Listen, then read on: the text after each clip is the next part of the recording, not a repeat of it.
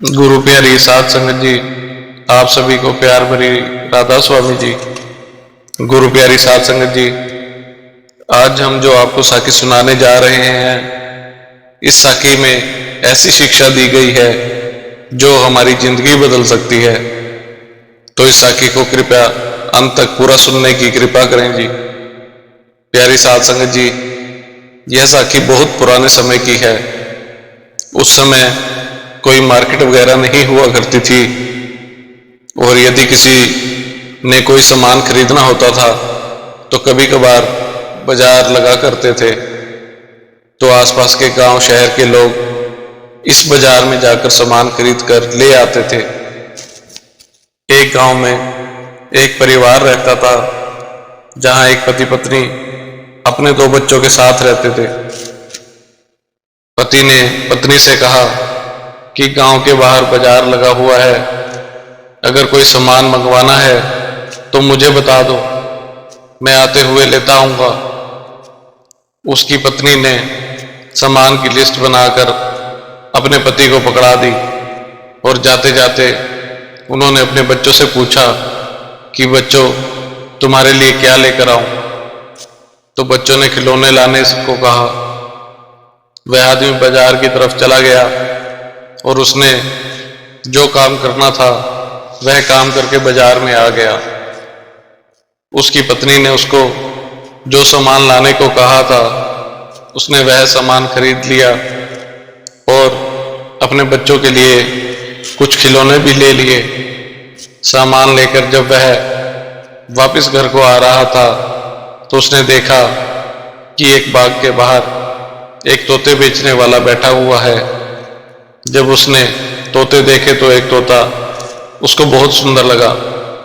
वह तोता बड़ा प्यारा था, क्योंकि वह बोलने वाला तोता था, इंसानों के साथ बातें भी करता था। उसको तोता बहुत पसंद आया। उसने उसे तोता बेचने वाले से पूछा कि यह तोता कितने का है? तो उसने कहा 2 रुपए का। उसने तोता बेचने वाले को 2 रुपए दे दिए और वह तोता खरीद लिया। उस समय जमाना बहुत सस्ता हुआ करता था। वह आदमी तोते वाला पिंजरा लेकर घर आ गया, पत्नी को सामान दिया और बच्चों को खिलौने दिए। लेकिन बच्चों को खिलौनों से ज्यादा तो वह तोता पसंद आया। बच्चे उसके साथ खेलते, बातें करते और उसे जो सिखाते थे तो वह वही बोलता था। कुछ समय के बाद उस जगह पर फिर बाजार लगा, तो उसने अपनी पत्नी को कहा कि कोई सामान मंगवाना है तो लिखकर मुझे दे दो।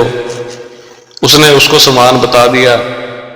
जब वह जा रहा था तो तोते ने उससे कहा कि जिस बाग में से आप मुझे लेकर आए थे उस बाग में आप जाना, और वहां पर मेरे कुछ साथी तोते घूम रहे होंगे। आप उन्हें जाकर कहना कि तुम्हारा साथी तोता तो पिंजरे में कैद है और तुम सारे तोते आराम से खुले आकाश में उड़ रहे हो। तुम तो मौज करते हो और वह तोता रोता रहता है। क्या कोई तरीका है? क्या ऐसी कोई तरकीब है? जाकर सुना देना। उस आदमी ने कहा कि बड़ी कमाल का संदेश है। वह वहां बाग में गया और बोला, तुम्हारे एक दोस्त तोते ने तुम्हारे लिए एक संदेश भेजा है। वह पूछता है कि तुम सारे यहाँ बाग में सैर करते हो, खुले आसमान में उड़ते हो, लेकिन तुम्हारा साथी तोता पिंजरे में कैद है और रोज दुख सहता है और तुम्हें याद करके रोता है। क्या कोई तरीका है? सारे तोते तो उड़ गए, लेकिन एक तोता तड़पने लगा और तड़प तड़प के मर गया। उसने सोचा कि मैंने ऐसे ही इन तोतों का वह संदेश सुना दिया। यह बेचारा तो संदेश सुनकर तड़प तड़प कर मर गया। खैर, उसने जो सामान लेना था सामान लिया और वापस घर पर आ गया।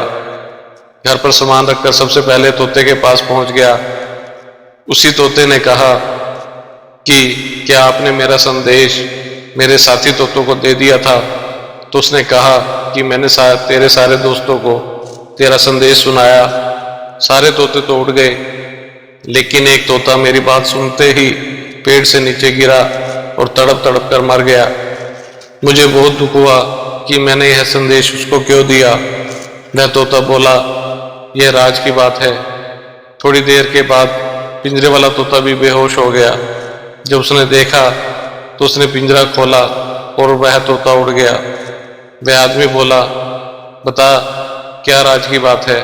तोता बोला, जब तूने बाग में जाकर यह कहा कि पिंजरे से आज़ाद होने का कोई तरीका है, तो जो तोता डाली से नीचे गिरा वह मरा नहीं था। उसने संदेश दिया कि अगर तुम पिंजरे में से आज़ाद होना चाहते हो तो तुझे मरना पड़ेगा, मरकर ही तू इस पिंजरे से आज़ाद हो सकता है, और कोई तरीका नहीं है। इसलिए मुझे भी मरना पड़ा। अगर मैं ना मरता तो आप मुझे इस पिंजरे से बाहर न निकालते, इसलिए मरकर ही मुझे यह आज़ादी हासिल हुई है। इतनी बात कहकर वह तोता उड़ गया। साध संगत जी, अगर तुम 84 के जेल खाने से आज़ाद होना चाहते हो तो हमें जीते जी मरना सीखना पड़ेगा, तभी हम इस 84 लाख योनियों के पिंजरे से आज़ाद हो सकते हैं। बिना मरे हम आज़ाद नहीं हो सकते। स्वाभाविक मौत, जिस तरह लोग अपनी उम्र पूरी करके मर जाते हैं और बिना कमाई के अपना जन्म गंवा देते हैं, जो जीते तो रहते हैं पर उसका कोई फायदा नहीं। और शब्द का मरना, ऐसे मरने से मन निर्मल हो जाता है। ऐसे में इंसान गुरु से शब्द का भेद लेकर शब्द का जाप करके रोज मरता है और रोज ही जीता है। सबसे उत्तम शब्द में मरना है, तभी हम परम आनंद पा सकते हैं और उस परम पिता से मिल सकते हैं। और कोई तरीका नहीं है और कोई साधन नहीं है।